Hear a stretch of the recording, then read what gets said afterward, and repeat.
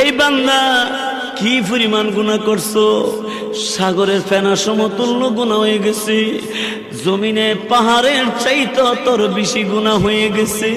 কান্দিস না, চোখের পানি ছেড়ে দিয়ে আমি আল্লাহর কাছে যখন মাপ চাইছো,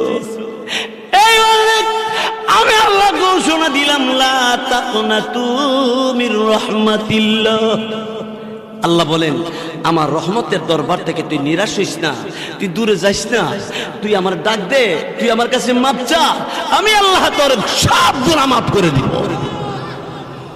দেখেন না, আপনি 40 বছর ধরে গুনাহ করতেছেন, আজকে তওবায়ে নাসুহা, সঠিক তওবা, খাস তওবা যদি করেন, আল্লাহ ঘোষণা দিলেন 30 বছরের গুনাহ আমি এক মুহূর্তে মাফ করে দিব। আরো জোরে কন না। আল্লাহ কি বলেন? ইন্নাল্লাহা ইয়াগফিরুয যুনুবা জামিআ। দেখছেন, সব গুনাহ মাফ করে দিব আমি। সুবহানাল্লাহ জোরে। কবিরা করেছিস, সগীরা করেছিস, কবরে করেছিস, আর আজকে যখন বলেছ লা ইলাহা ইল্লাল্লাহ, আল্লাহ তুমি ছাড়া কোনো মাবুদ নাই, তুমি আমার রব, তুমি আমার সব। প্রভু গো, এতদিন পর্যন্ত অতীতে যা গুনাহ করেছি, বর্তমান যা গুনাহ হয়ে গেছে, ভবিষ্যৎ আর করব না। চোখের পানি ছেড়ে ছেড়ে বান্দিটা যখন এমনি করে ডাকতে আরম্ভ করে, আল্লাহকে বই করে চোখের পানি ছাড়তে দেরি, আল্লাহ গুনাহ মাফ করতে দেরি করে না। সুবহানাল্লাহ জোরে কথা। উনি হইলেন আল্লাহ। জোরে বলেন কে? বলেন তো আল্লাহ, আল্লাহ, আল্লাহ। এক হাদিসে আল্লাহর হাবিব কি বলে শুনে, قال النبي صلى الله عليه وسلم التائب من الذنب كمن لا ذنب له। সুবহানাল্লাহ জোরে কথা।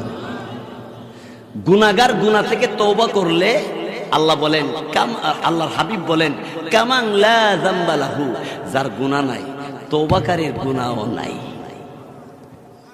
গুনাহ থেকে তওবা করলে আল্লাহর হাবিব বলেন, কামান লা যামবা লাহু, যার গুনাহ নাই, গুনাহগার তওবা করলে তারও কোনো গুনাহ নাই। সুবহানাল্লাহ জোরে।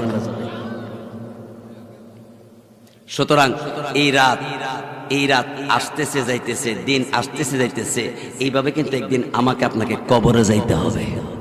কবর দেশে যাওয়ার আগে আপনাকে পরিপূর্ণ মুসলমান হয়ে যাইতে হবে। জোরে কোন ঠিক কিনা? এক আয়াতে আল্লাহ বলেন, ইয়া আইয়ুহাল্লাযীনা আমানুত্তাকুল্লাহ,